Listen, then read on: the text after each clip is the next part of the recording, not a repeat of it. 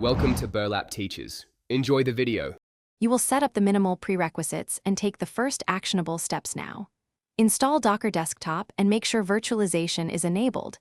This matters because containers rely on kernel features. Once done, start Docker and check Docker version and Docker info so you know the engine is healthy. Then run Docker run rm hello world as your first live test. This proves images download and containers execute. If that passes, you're ready to build and run your images locally. You'll now build and run a simple containerized app so you understand the core workflow. Write a Docker file using a stable base image, add your app files, and include necessary RUN and expose lines. This defines the image. Next, build locally with Docker build tmyapp latest, and confirm the image appears in Docker images.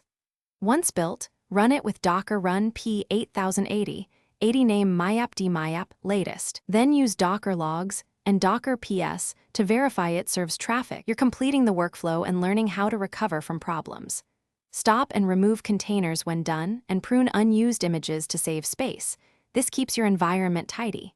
If something fails, check Docker logs and Docker inspect to see errors and container state, and use Docker compose logs for multi-service stacks. Make sure ports aren't conflicting, files are copied into the image, and permissions allow execution. If builds are stale, rebuild with no cache. That usually resolves hidden inconsistencies. Thanks for watching. Consider subscribing if this video helped you.